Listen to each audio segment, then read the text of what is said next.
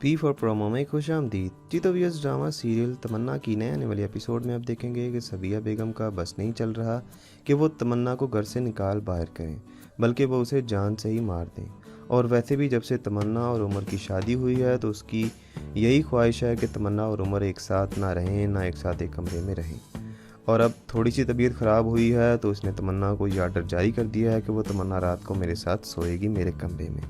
उमर अगर बीच में बोलने लगता है तो उसको खूब बातें सुननी पड़ती हैं। उधर ये तमन्ना तो बेचारी ठहरी आर्डर की गुलाम अपना बिस्तर उठाए जा रही है सबिया के कमरे में। तो उमर उसे रोक लेता है। तमन्ना कहती है कि जाने दो मुझे, मुमानी बोलेंगी। तो उमर कहता है कि अम्मी है वो मेरी, वो मैं अच्छी तरह जानता हूँ, उनको बीमार होने का ड्रामा कर रही हैं। उनकी तो यही ख्वाहिश है कि मैं और तुम एक साथ ना रहें, ना एक साथ सोएं, और ना ही तुम चाहती हो कि हम एक साथ रहें, तो इसलिए तुम जाओ। तमन्ना बेचारी हालात से मजबूर ऐसी फंसी कि उसका अब कुछ नहीं हो सकता। दूसरी तरफ खालिद साहब के ये दोस्त उनको मशवरा देते हैं कि आप अब इस उम्र में नहीं है कि पढ़ाई लिखाई कर सकें, तो आप एक काम करें, अपनी बेटी एमन को ले आएँ बिज़नेस में और उसको सिखाएं। तो खालिद साहब तो आगे इसका इंतज़ार में थे।